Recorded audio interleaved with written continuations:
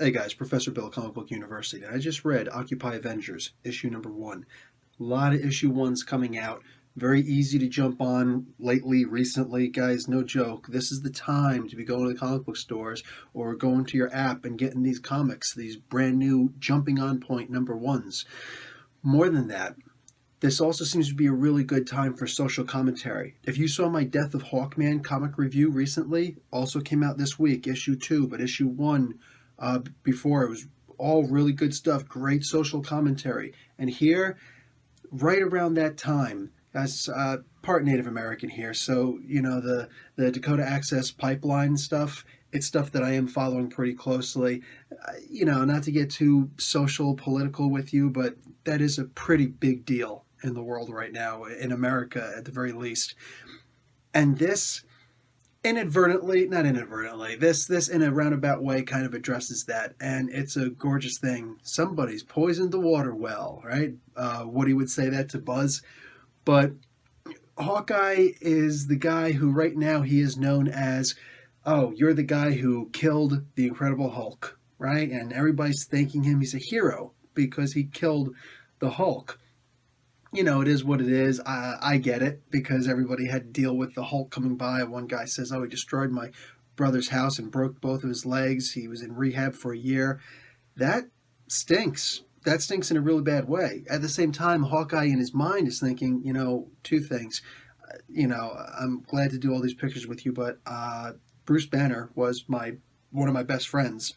And there's a cheeseburger over here waiting for me. Yeah, he stopped off at a diner. He just wants to get a glass of cold water and a burger. And he can't even get the glass of cold water because they only do bottles. And as it turns out, yeah, there's some problems with the water. The water is poisoned in this town. There's a Native American reservation over here. Now, I've heard this a lot of times before because I come from the New York, New Jersey area, but I've also lived out in the West. And whenever I hear somebody saying, oh, Native Americans, man, they got it great. They got the casinos, they're rich and everything.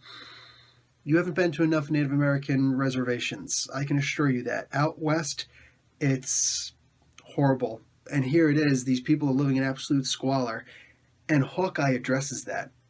And he really does come off as a guy who cares, but he's not informed. And he says, why are you guys even living like this? Why are you guys even here? Sorry to be that American guy who comes in and doesn't know anything that's going on, but why are you guys even still here?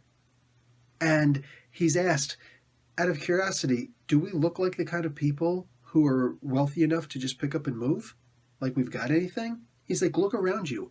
Here's a town, here's a city population where everybody is below the poverty line. Yeah. Guys, Red Wolf is in this comic.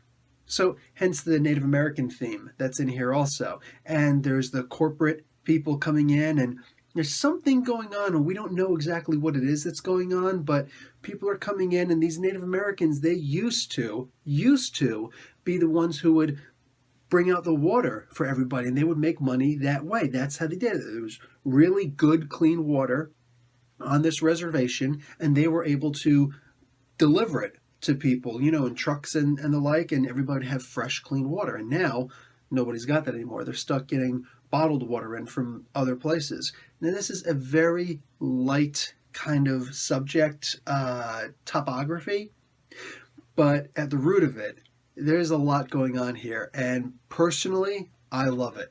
Like I said, a lot of social commentary going on this month, at the very least, in comics, and I really hope that this continues. I really hope that this comic continues. Hawkeye and Red Wolf going at each other. The only problem I have here is that these guys actually knew each other. Both these guys were Avengers at one point or another. But you know what? It is what it is, and maybe this is a different Red Wolf. It's perfectly a possibility, but he's a deputy of this particular town right now. And guys, let me explain this comic to you exactly like this. I honestly wish that I could simply pull up the comic and read every comic and read every panel and show you every single panel of this comic. It's that beautiful. It's that amazing. I'm absolutely in love with this comic, with everything it's delivering. And yeah, I don't ever want these writers to stop writing this comic if this is the kind of stuff that they're going to continue producing for us. This is an amazing comic, amazing writers. They put like one of the best artists on here. It's really that good. Yeah, since I brought that up, I guess I should mention that Carlos Pacheco is the penciler for this, and David F. Walker is the writer. Guys, this is an amazing comic. Can't say that enough. I'm giving this an A. I'm giving this an A from beginning to end because it's just so good.